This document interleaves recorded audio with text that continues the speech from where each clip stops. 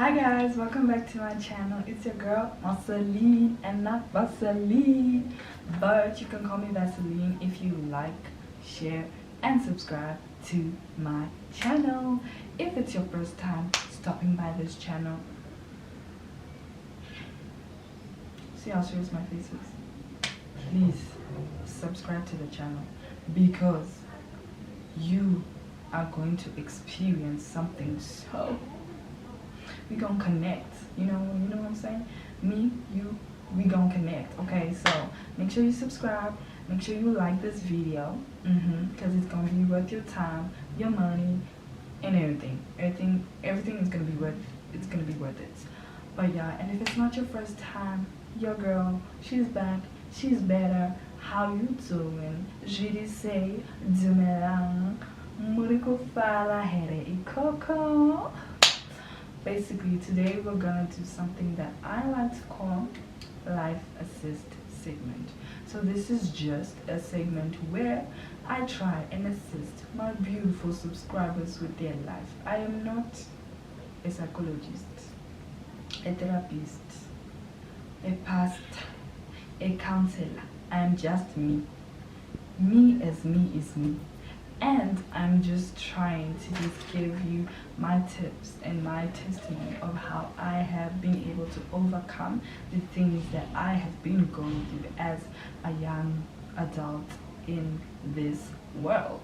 So without further ado, let's get into the video. Okay, so the first thing is first, what is this segment about?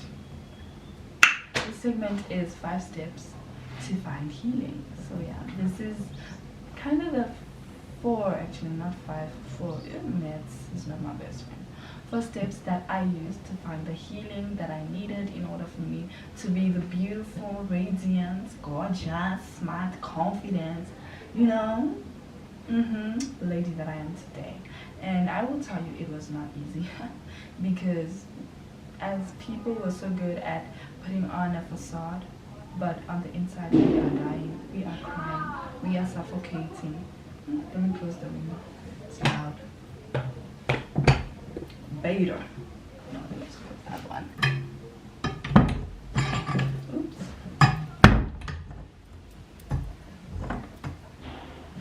That window is hot. But anyway, yeah. So the first step is to know that you're not the first, and you most definitely will never be the last. So basically what this means, because this statement is very powerful, it just basically means that you must understand that you are not the first person to go through what you're going through, and you most definitely will never be the last person to experience what you're experiencing.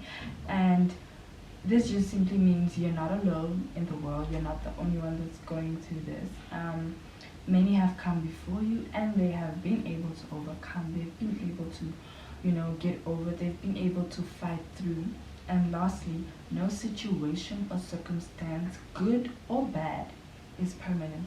So yeah, this is basically the first step, is knowing that you're not alone. There's so many other people that be going through what you're going through, experiencing what you're experiencing. And it's just when you realize that and you know that, it makes it easier for you to find the strength within yourself to deal with what you're going through. Then the next step is to identify the problem or whatever the issue. And how you can do this, firstly, is by doing an introspection of yourself as a person, as a human. Like, okay, me, what is wrong with me? What am I fighting? What am I dealing with? So I'll give an example of myself. I had to be like, okay, the spirit of loneliness, I'm insecure, and yeah, basically I'm broken. And I had to accept it. Like, sometimes it's hard to accept those things because it's like, oh, you're broken, you're sick, and what society wants perfect things, it wants beautiful things. No, that is not realistic. It's not the real world. The world is not like that. The world is not beautiful, it's not perfect, it's not it's full of broken people, it's full of hurting people, it's full of bad and evil and so many things. So yeah, and then once you identify the problem within yourself, you must also identify with your circumstances and your surrounding. Like, okay, the people that I associate myself with, are they good for my character? Are they good for the person that I feel I need to achieve, I need to be at? Are these people helping me to grow as a person?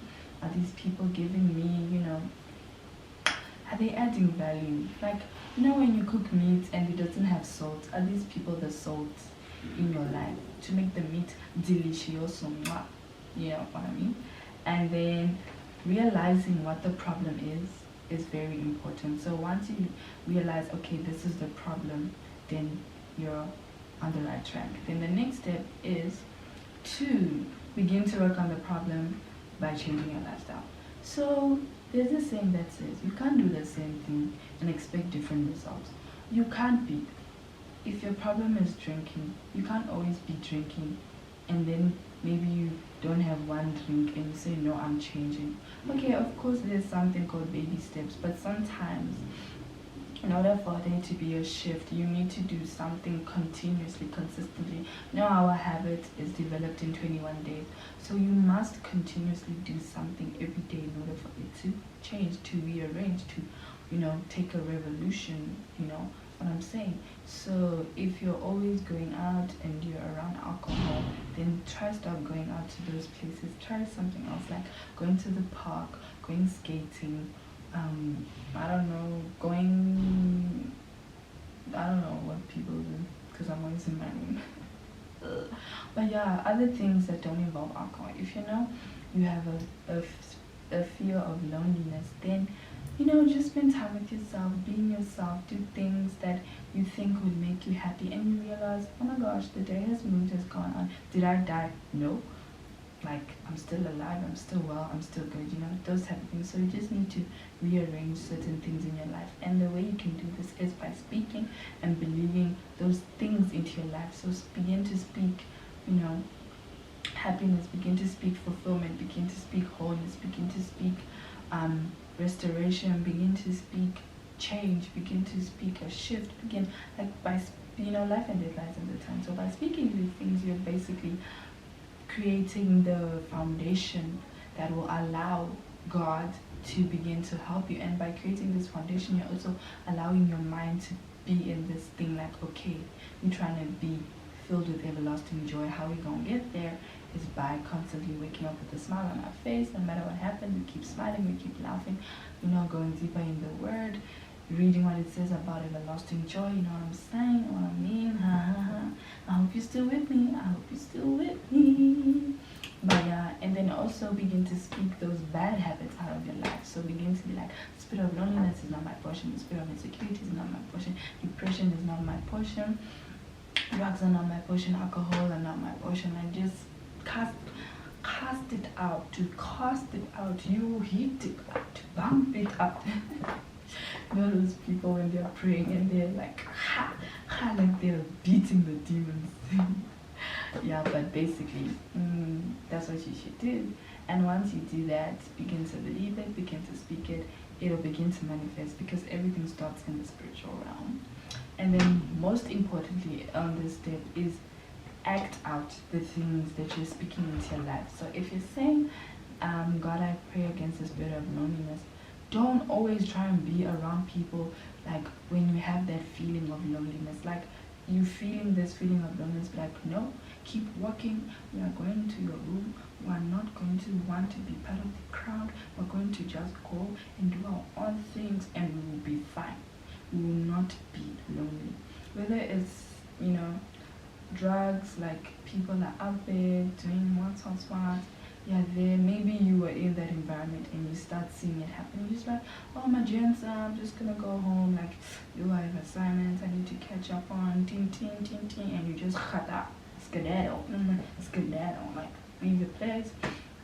If it's depression, you don't sit in your room and wallow, you go to the nearest center, you go to the nearest counselor, you go and you tell them, hey, yo, like, my mind, I'm not right, I'm not okay, like, I need help, You just do differently than what you're doing, and you must act it, because most definitely actions speak louder than words, to be honest. Yeah, so.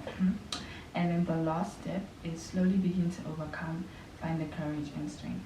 So this is just when you will know for sure, for shiznit, whether you are actually healed, whether you are actually whole. Because then you have moments where people will be like, thingy, we're going out for drinks and stuff. You just like, no. And you won't even think about it twice. You just like, no, I'm good. Okay, you start watching a movie, you start studying for your test, or just making notes, and you won't even be like, no, maybe I should have gone. What if this happened? No, because you know you're not supposed to surround yourself with people that are trying to, be in that vibe. So either if your friends are not seeing that you're trying to change your lifestyle and they're not accommodating what you're trying to do, I'm not saying like, hello, I don't want to be your friend anymore, it's over, goodbye, no. But just try and find another group of friends where when these ones are going out, when you are with these ones that are indoors reading books or going to the library or going to the park or whatever. And then also another example could be like, maybe you're like, spirit of loneliness, I don't want to just be dating niggas because I'm afraid of being alone. And then a nigga comes and he's like, hey, I'm printing, and you're like, oh my gosh, thank you very much, I get it from my mama, all of that cute stuff. And then he's like, don't you want to come over? And this nigga is not really what I'm trying to be with. You don't just say, oh, I don't want to be lonely, so you give in. You're just like, nah, I'm good, I don't think, I'm ready to be coming over to your place or whatever. Actually, don't even entertain. If someone doesn't have the qualities, like, okay, I'm not saying like they must be like 10 out of 10, but like if you're looking for someone who is, thoughtful, and you can clearly see this person is not thoughtful, what are you still doing? Yeah, whether it's a guy or a girl, if you want a girl who's thoughtful and she's not thoughtful, what are you doing? Why are you still live? You know what I'm saying? It's not that easy, but it can be done, And yeah, basically, those are the 4 steps, and this is the end of the video. I hope I wasn't boring. I feel like I was boring, but hopefully you liked the video. Hopefully you were listening. You had your listening ears on, and you heard what I was saying, and someone learned something, someone got something, someone will be able to help someone who they know who's experiencing, anything that they might think may be a problem. And yeah, guys, I just want to leave you with this that I just wrote with. Only then, when you have found true healing and are made whole by understanding that you control your thoughts, decisions, state of mind, associations, how you deal with circumstances or situations, who you allow into your space and peace of mind, you have fully reached healing. Don't rush the healing. Allow everything to happen at its own pace and its own time. Allow the pain to pain you, like, pain, but still in that pain, rise up and flourish, But yeah, guys,